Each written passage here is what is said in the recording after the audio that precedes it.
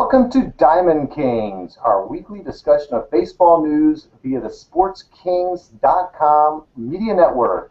We hope you're enjoying our now third week of discussion and analysis of Major League Baseball, and we venture off into other topics. If you like our show, we ask you to please spread the word. Like us, comment. We like to hear comments. We'd love to hear your suggestions for topics. And so we really want to interact with the fans. We're regular guys just like you that like a little bit of baseball. We have with us, as usual, an expert panel of Sports Kings bloggers. My name is David Whitlock, and I'll be moderating the debate amongst the three of us. As always, we start with Kelvin LaPierre from Arkport, New York. How are you doing tonight, Kelvin? Doing good. Finally got some warm weather up here for the first time in 3 weeks.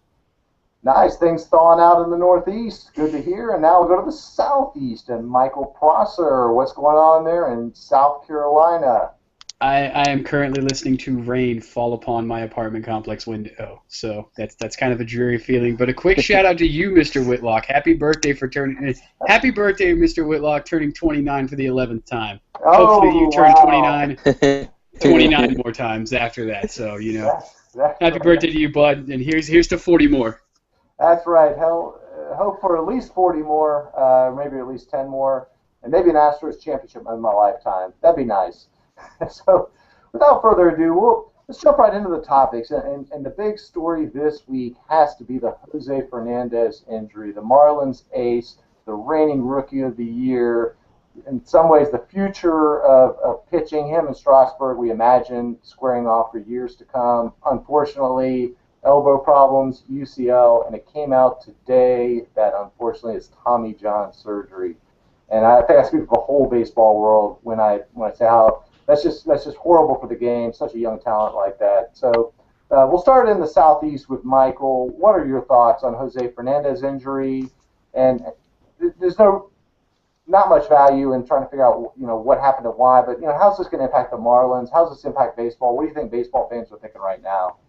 Well, if they're anything like me, this breaks my heart. I mean, they may be NL East rivals, but you cannot discredit the fact that Jose Fernandez is one of the best young arms in the game today. Having said that, this Marlins team had I think I mentioned 2 weeks ago, do not be surprised if the Marlins make the wild card. Don't be surprised if they don't now. I mean, this truly dampens their chances of any shot at the playoffs, in my opinion. I mean, yeah, you've still got a young guy like Nathan Eovaldi, but I mean, you pretty much anchored this staff around Jose Fernandez, and now that Jose Fernandez is going to be out, you lean on a guy who, as I mentioned, had probably the fourth worst run support in baseball last season. I don't think they're going to go out and get another arm. That's not the way this team's built. They're going to bring up some young guy, see what happens. Maybe you find the new Jose Fernandez. I don't know. But if, it's getting to be Tommy John or bust this season. I think we can kind of, all agree on that. But, obviously we all here at Sports Kings wish Jose Fernandez a speedy recovery. Hurry back, but don't hurry back too soon because I don't want you to have another. Yeah, definitely agree and echo all those sentiments. He's so great for the game. And, yeah, I was definitely checking. I mean, right now in the standings, the NL East is so tight. Both the East divisions are tight. The rest of them seems to have some separation, but Miami's at 21-20. Interesting home road split: 17-5 at home, 4-15 on the road. Probably the most exaggerated.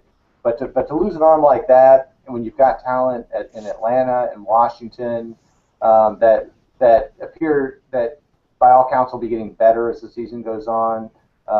It is probably the death knell for Miami. We talked about Bryce Harper a couple weeks ago, I think, and his knee injury, and I think in general we felt that he could kind of power through it, or thumb injury, not knee injury, but we thought the Nationals have enough talent around. They got the pitching, some other people that could fill in, and he hadn't done that much, but I mean, Fernandez is the ace of that staff, and certainly the guy that you have to go with that when he goes down, and what the mental impact affects him as well. Kelvin, what do you think about Jose Fernandez and this travesty?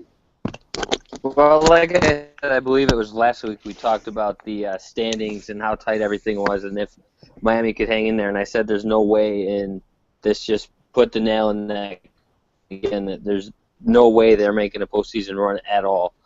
with him going down to Tommy John surgery, which is the 16th Major League Baseball player on an active 40-man roster to go down to Tommy John surgery this year, and that's another one to the 31 that already have had it, which we talked about week 1. Right.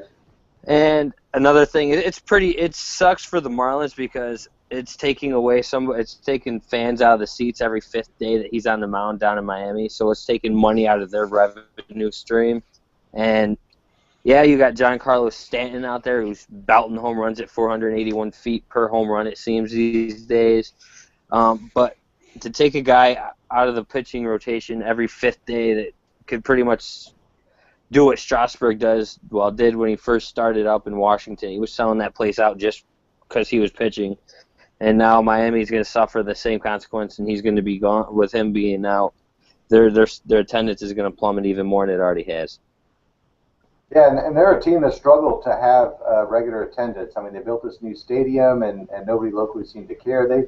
They've had issues with the Dolphins over the years. I mean, that city, I mean, they like the Heat because they signed all this talent, but it seems like that's not a city that pours their heart and soul into their team like, let's just say Boston, Chicago's, New York's, even Montreal's in hockey, et cetera. So it's definitely going to be. I hadn't thought about the aspect of the fan draw. So good points, guys. That maybe they can hang on for a little bit, and it's basically going to rely on whether Washington and Miami, Washington and Atlanta, essentially keep kind of stumbling over themselves. But eventually, I think one of those two teams, or even Philly or New York, can start to separate. And I think that'll be it for for Miami. And to piggyback off of what Kelvin said, it seems like everybody but the Heat are the same way. I mean, even the Florida Panthers, who are down there in Sunrise, Florida. This is, I think, their 3rd time looking for a head coach in 4 years. Like, the continuity outside of the Heat when it comes to player personnel, players in general, front office people, there's no consistency within any sort of Miami sports team aside from the Miami Heat. I mean, you lose head coaches and general managers in the Dolphins organization. Dale Talon comes in Florida and is now looking for his 3rd head coach. The Marlins are, the Marlins. But, I mean, I don't understand what it is with Miami. I mean, Miami's a great city, so I've heard. I've never actually been to Florida at any point, but I keep hearing all these great things about the city of Miami and how nice it is and how cool it is and how everybody wants to be there, but apparently not. Yeah, no, interesting observation. But somehow the Marlins have like 2 world championships, over the last, I guess probably now 20 years, but still that's beating the average. They were in the 90s and early 2000s. 97 and 2003. Yeah. Yeah, one of their, they're against the Yankees and... trying to think, the Yankees and the Indians. Yeah. When they won in 2003, it was my wedding night, actually. Game 6 was 2003, so I missed that game. Nice. Probably a good decision. I would think so, especially if your wife's going to watch this later on. Yeah, she probably will. So moving on, let's talk a little about interleague rivalries. In the last week, we've seen the White Sox play the Cubs. We've seen the Yankees play the Mets. And here in my hometown of Houston, we hosted the Texas Rangers, which is now not an interleague game as much as a division rivalry. Has the luster worn off on this? There wasn't that much fanfare for both. I think the Chicago and New York series were weekday games. Those used to be big-time weekends, and they'd plan them in June and July when things were ramping up. So we'll start in New York this time with Kelvin, and you could talk about maybe Yankees, Mets from your perspective. What do you think about these interleague rivalries? Have they run their course? Is it time to do something different? Should they have these permanent rivalries? What are your thoughts? Not so much that they need to get rid of them. I just think they need to break them up and not play 4 straight. Like the Subway Series, they play 4 straight. And it just has been played. The Subway Series started in 1997. Now we're almost 20 years into the Subway Series, and the fans kind of know what to expect, especially with the Mets. They haven't really been relevant since the 2000s, since 2000 when they were in the Subway Series against the Yankees and lost. And then you have Chicago, and the Chicago Cubs have been irrelevant since their late playoff run. So, and their fan base knows that. So, because the GM Theo Epstein came out and said, look, give us 2 more years, and we promise we'll put a better team out on the field. And that's one reason the fans aren't going. They know what to expect these days when it comes to the interleague rivalries or any rivalry period. Even the Red Sox-Yankees rivalries attendance is down since the big fight with Pedro Martinez, so it's not surprising. Does it need to go? No, but I think they need to push it back, like you said earlier. It needs to get pushed back to June, July. You can't have it a month and a half into the season anymore. But the Yankees and Mets attendance last night was actually pretty good at Citi Field. I believe they had 30,000 plus in Citi Field last night, and I'm expecting them to have more, being Derek Jeter's last game in Citi Field in his career. And they usually sell that place out when it's the last time, even though they go right down to the Bronx and see him anyway. Yeah, I'm looking at some attendance figures here, and you're right. They had 35,000 last night for the Yankees. Up in the Bronx, they got their 46,000. So that's pretty good. And the Philadelphia series before for the Mets, they were getting about 28 to 30,000. Scrolling back, Miami was in town. It was only 20 to 25K. St. Louis was in town. Hey, this defending NL champs. They were getting 20, 21,000. And you start to get into, that's April and kids are still in school. So it does look like fans in New York are still showing up. I imagine to some extent it's Yankees fans going to New York, going to Queens, and Mets fans going to the Bronx. And that's a good thing. I like always having opposing fans in my stadium. But Michael, what are your thoughts on this rivalry situation? Should they play more games? Should they play later? Should there be permanent rivals? The sad thing is I didn't even realize interleague play had happened already. I mean, if a guy who's been watching baseball since, he was, in diapers knee-high to a short frog, if he doesn't even realize that interleague play is happening, something is wrong. Well, point of clarification, these games were put in as part of now there's 15 in each league, so every day there's one interleague series. So these have been the designated one interleague series those times. So again, that's another good point. Several years ago, before the Astros were forced against my will to move to the American League, that they would always be that designated time in June and July that they would execute this, or maybe some in May. But right now, even opening day has interleague rivalry. So as I understand it, these right now are just those one-off series that they have to have 1 or 2 every time to have 15 teams active. So back to you. But yeah, I completely agree with what Kelvin said, especially when it comes to the Cubs White Sox. I mean, these Cubs fans have been waiting for 100 years for a decent team. I mean, it's come on, Theo. Time's wasting here, man. I mean, you've had so much time, and obviously nothing's panning out. I mean, aside from Anthony Rizzo, what do you really have? That's really not even saying much. But maybe in the future that series is going to be back, because like I said, the Cubs have Anthony Rizzo. This Jose Abreu guy, I don't know where he came from. This kid's the real deal. This kid is the real deal. So thank you, Fidel Castro, for kind of producing that one for us. That's about the only good thing you gave us. But there's got to be some sort of spark that's going to ignite, these interleague games again, or the attendance is going to continue to drop. I mean, something has to, give the people, a reason to watch this. I mean, if you've got Jeff Samardzija going against, some rookie, who's going to want to watch that? I mean, it's time for these marquee cities to get some marquee names. Yeah, you guys make some good points in terms of, I think it is the quality of the teams. If you look right now, the Mets are down rebuilding. The Cubs are down rebuilding. The White Sox, maybe with Abreu, are on the way up. I certainly felt it in the Houston. Houston's been rebuilding for the last 10 years or so. Sorry. Yeah, ever since Lance Berkman left, right. Houston's been rebuilding. Absolutely. Bergman and Beltran.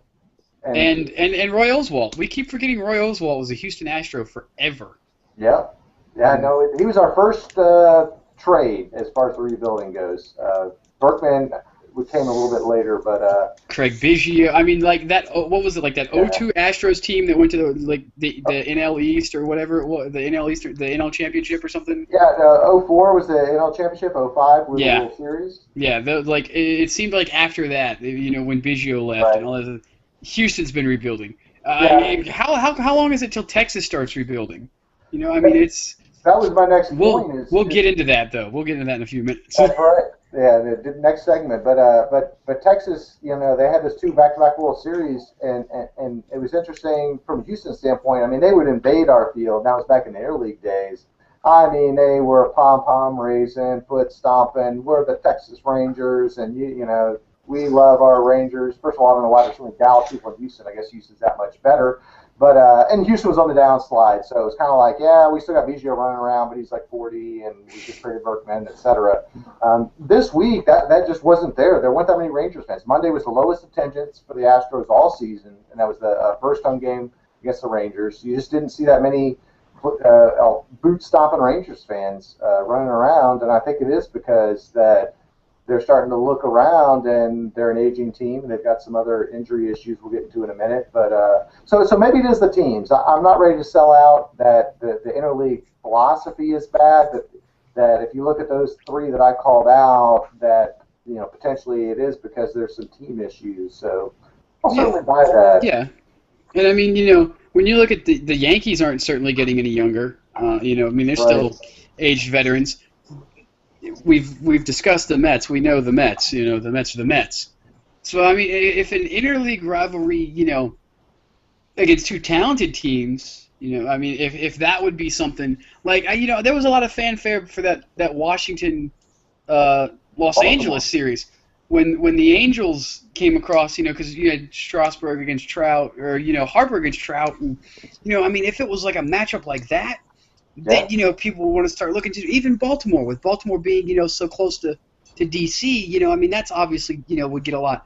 But I think it really does depend on the team. Even if you move it, you know, into June or July and your team still sucks, people aren't going to show up. So, I mean, the rivalry, I think it depends on the team. Yeah, I agree. I agree. You know, good discussion. So moving into the next segment, let's talk about some injuries. The injury bug bites everybody, but to different extents. Let's talk through what do you think? Which team or teams you think has been the worst? Who's been lucky? Which particular players? We already talked about Fernandez, so we can avoid. Obviously, the Marlins are severely affected, but again, we'll start with Michael this time. How do you see the injury bug? Who's it affected the most? And for whatever teams, what is their outlook? How do they get past this? Well, I think we kind of did a perfect segue into this because it's got to be the Texas Rangers. I mean, you just lost Matt Harrison to the DL with an inflamed back. Marty Perez is now joining the trend of Major League Baseball. So add another tally to your list, Kelvin, with Tommy John surgery. It was just he's already on it. He's going to take that. He's going to go under the knife.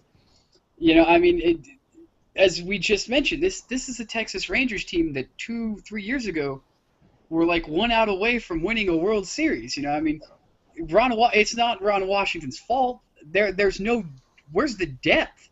You know, David and I were talking about this earlier before the show started, where there was a period of time where you would send out a guy from the bullpen. You know, like you'd send out a Koji Uehara, and you're like, oh great, well the game's pretty much all but over now. You know, when you get to the 8th inning as a guy who's going to be a nice setup guy. So they're like, okay, well, Ujihara's out. Well, here we go. This game's over. Nowadays, it's like, oh, I don't even know this guy. Who's he? This isn't going to work out for me. You know, they've got to find a way to right this ship. Because, I mean, the AL West is, I mean, it's still a competitive division. You've obviously got Oakland, who's, you know, we all know Oakland's story. They're back. They're always. I think they're starting to find some consistency. The Angels are the Angels. You know, I think once Jared Weaver starts to, you know, pull himself out of some funk or whatever he is, you know, once their starting pitching kind of picks up, they've got the offense. If the starting pitcher kind of picks up just a little bit more, they might run away with that division. And Texas cannot let that happen, because if Texas starts to fall too far behind, there's no way they're going to make it out. I mean, even the Mariners are competitive. They might, you know, still be, you know, the Mariners, but they're competitive. And the Astros are the Astros. Sorry. Yeah, that's around. But I mean, it's Texas has to, if they want to continue to be a perennial powerhouse in this in the American League, they have got to figure out a way to overcome these injuries, and they've got to find a way to do it fast.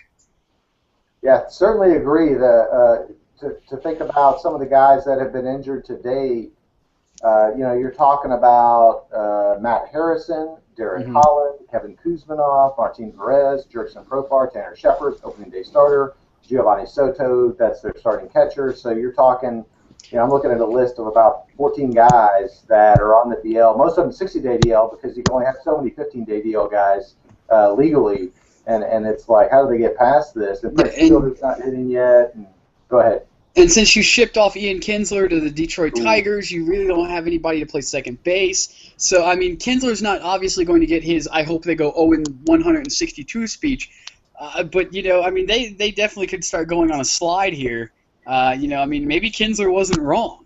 But, yeah. 0-162 is impossible. But, something's got to give. This has got to be fixed fast. Nolan Ryan has got to, do something. Well, Nolan Ryan's not there anymore. That's right. Well, there you go. Now. That could possibly be a reason why this is going on a decline. And the Astros took 2 or 3 from the Rangers, so that can't be good. So, Kelvin, injuries, teams, what are your thoughts? Well, I agree with Michael, but I'm going to swing it another way since we went pretty in-depth with Texas. I'm going to go to the Yankees just because I follow them every day, and it seems like every day somebody else is now being put on the DL. This week it started with CC Sabathia going to the 15-day DL, but that's starting to look more like it's going to be pushed back to the 30-day DL with inflammation in his knee. Then you have Carlos Beltran today going on the DL with a bone spur in his elbow, and he's going to see Dr. James Andrews next week for a second opinion to see if he should have it surgically removed.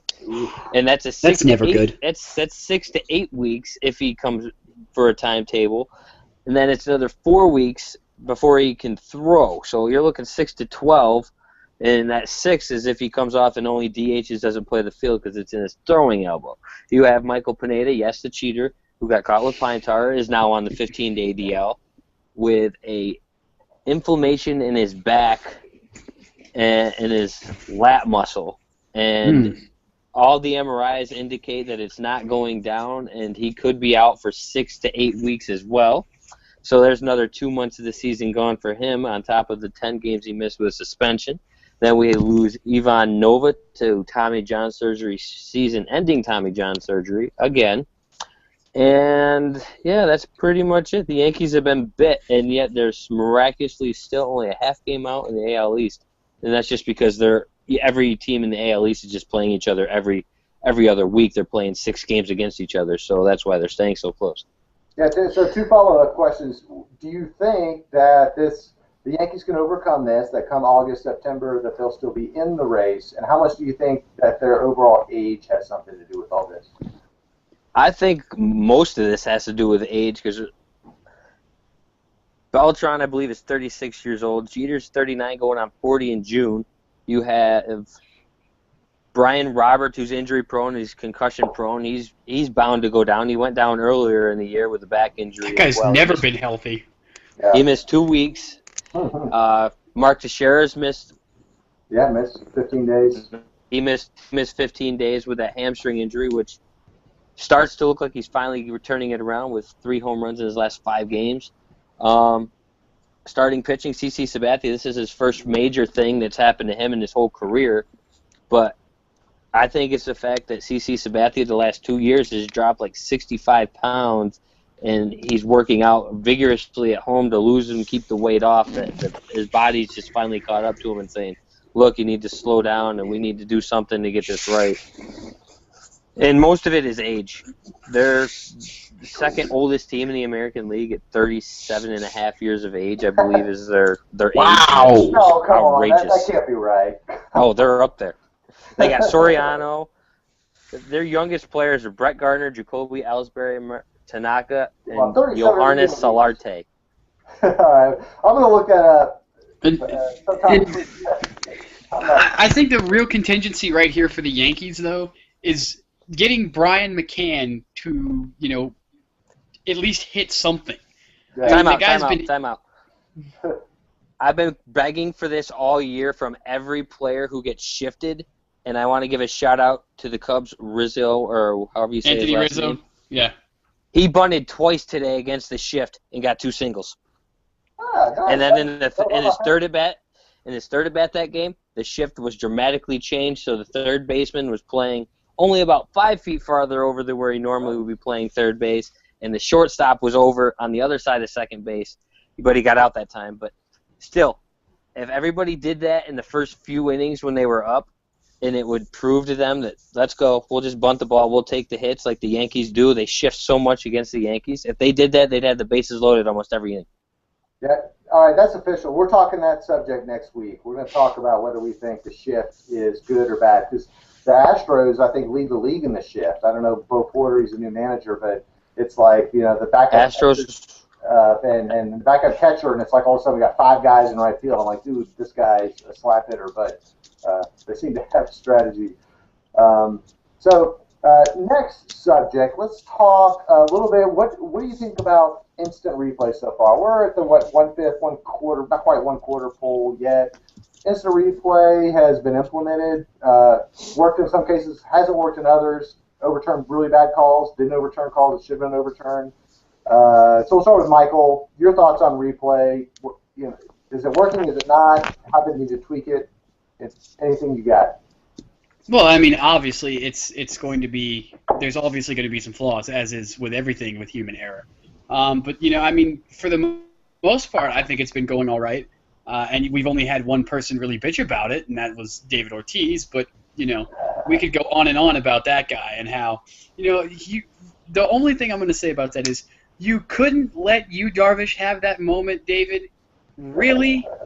Really? You've got 2 World Series rings. What does Yu Darvish have? A couple of, World Baseball Championships. Those don't even pale in comparison to your World Series rings. You couldn't let that guy have that? Come on. You're killing me. You're killing me. He's referring Go back to the Twins. The replay overturn, which is a little bit different, I guess. You appeal, and then that blue hit he had, which if you watched Harold Reynolds just rail on MLB Network, it was pretty funny. But I actually kind of agree that that's a hit most days of the week. I don't know why you even protest it. At the end of the day, what's the point of appealing anyway? I mean, yeah. Did you do it just to do it? Or what? 2 points on his batting average, I guess. Oh my! What? Anybody know what he's batting right quick? Anybody? Right off the top of their head, is he in the 2s or 3s? He's in the 280s or something like that. He's up there. And you that greedy to get? You need 2 more points? I mean, what are you trying to hit? Like a magic number? I mean, come on. You've obviously never been a major league player. No. I spent most of my days in AAA. I just couldn't get to that next little bump. That cup of coffee never came. No. Kellen, what are your thoughts on replay? The Yankees have been in the middle of some controversies. In some cases, have we ever? So you think it's working? Think it's not working? Scrap it, improve it. What do you think? There's definitely a lot of improvements that need to be made, and that is with the camera angles that they get.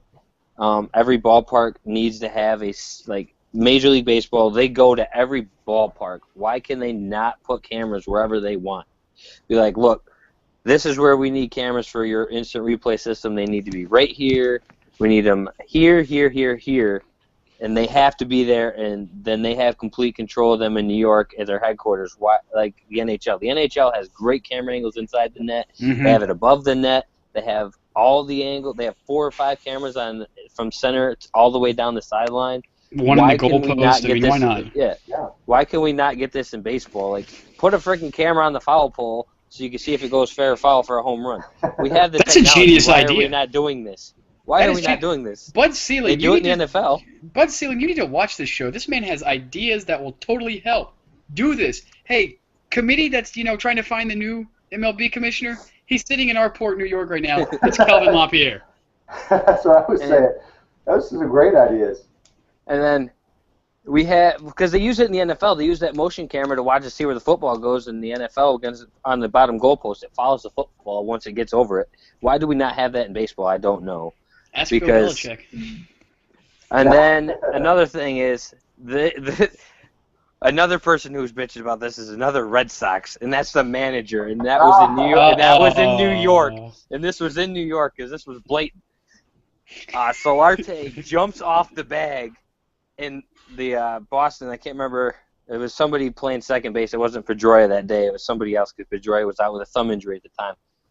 Kept the tag on him on the throw from the outfield, and he came off the bag literally before time was called and was out. and they called him safe after replay. Yeah. And then the next day, they go out, and Brett Gardner beats a play down to first, and they call him safe, and he was safe, but just because he wanted to bitch, he went out there and got ejected from the game because he wanted to bitch about an instant replay. It was pretty funny. Yeah, no, I remember that. We actually wrote a blog on that, and it wasn't Solarte. It was it's a guy Oh, it was Johnson. Dean, second baseman, middle infielder. I'll come up with his name in a minute. It's something Dean or Dean. You sure it wasn't? Sure, it wasn't Johnson. I'm sure because I wrote the blog on. Johnson's been. I can't remember. Yeah. He's not on the. He's down in AAA now then, because he hasn't played in a long time. I agree with you guys' thoughts. That was some really good analysis by Kelvin. Yeah, this is the first quarter season. I think they'll learn these things as they go through, where to put the cameras. I've been impressed with two things. One is a rule I didn't like was how the manager can go out and kind of stand there chatting quietly with the umpire while his minions are looking up videos. But at the end of the day, that saves us from some meaningless videos. You're not put on the spot like an NFL guy where I got a challenge before they snap the ball, and I know it's wrong, but I got to do it anyway. It's like they go out there, the guy's looking like, no, we don't got this one. He comes back, we don't get the argument, we don't get the meaningless 2-minute delay, and it's like if it's a really good case, they're like, yeah, we should take a look at this. And I was at a game that they did the replay, and I liked that they showed the fans the replay. This one happened to be a fair foul on a double, right down the line. Did it hit on the line, just inside the line? And they were showing us the slow motion replay of the ball as it hit, and it was so close. I mean, they ruled it foul in real time, and I think they held it up only because you looked and you're like, wow, I've seen 15 different angles, and I still can't tell because it's like the white of the ball and the white of the line are right there. You can tell the ball's to the right side of the line, down the right field line, but I think it has to be inconclusive evidence, right? Yeah, it's right. Now another reason for the manager sitting there arguing is because it's just like football. As soon as the pitcher steps on the rubber for the next pitch, right, they can't review it anymore. So he has to go out there and stand there because the pitcher could just be like, all right, I'm just going to stand here on the rubber and you can't challenge it anymore. So that's the only reason they're doing that. And you get rid of all those stupid fit throwings by managers over calls that were not right, were not in their favor. But those are some of the best ones. I mean, I miss a guy like a Lou Piniella and especially Bobby Cox. That dude would go out there and argue with a fence post, but it was great. I mean, that was part of my childhood growing up in the '90s. I mean, I'd come home from school, I'd eat and whatever, get ready to watch the Braves game, and I'd always see Bobby Cox, curse out some umpire and go throw his hat or whatever. And that was great TV. I mean, I'm gonna miss that. I mean, I miss the managers. Where are those managers anymore, man? Like. Yeah, the AAA manager that went out there and did the hand grenades, snake crawling. He was the Mississippi Braves, I think it was, and yeah, that was a few years ago. I always love an irate manager. Those are always the best ones. Yeah, they make for a great video. In my generation, now that I'm I don't know how many decades, but Earl Weaver was the guy that used to go type in Earl Weaver on YouTube, Earl Weaver arguing umpires. You'll get some very colorful language, etc. So, Sparky Anderson used to throw him at him a few times too. I mean, that guy could. He was a crazy guy. They'll call him Sparky for nothing. Exactly. So, all right, hey, great coverage of baseball. Final question tonight. You guys are a couple of hockey guys. I am too. I'm a closet hockey guy. We don't have a team here in Houston. Which makes Not anymore. Not anymore, but I can watch all the teams kind of equally. I don't have a team I like. I kind of like the Capitals because I used to live in the DC area. Good man. A fan of the Devils for reasons I won't go into. But what are your thoughts? So we're down to essentially a Final Four. In the West, we've got Chicago against a team from LA. It will either be the Kings or the Ducks. And then the East, a couple surprise teams, which our man Kelvin predicted on our Around the Rink at Sports Kings. So you got to check that out. If you want good predictions, go to Around the Rink, sportskings.com/Around the Rink, because these two guys got it covered. But he picked the Canadiens and the Rangers to make the Eastern Conference Finals. So a thought on who you think out of the Final 4 or 5 left, who's going to raise that cup? Let's just go straight to it. Who's going to raise the cup? Which of these teams has got what it takes? Kelvin, you're on. All right, let's go to the Eastern Conference Finals first, where we have the Rangers and the Canadiens. We have a Rangers team who seemingly seems to be playing better and better as the Stanley Cup playoffs go on, but also the Montreal Canadiens proved to the world that yet again that they are resilient and they will not fear any place other than their home ice. They're not scared anywhere. They're gonna go out and play a tough series. I pick the Rangers in 6. I think Montreal's luck has finally run out, and Henrik Lundqvist will be the Eastern Conference Finals MVP. Then we're going to flip over to the West, and we're going to go the LA Kings beat the Anaheim Ducks, go on to face Chicago, and Chicago beats the Kings in a rematch.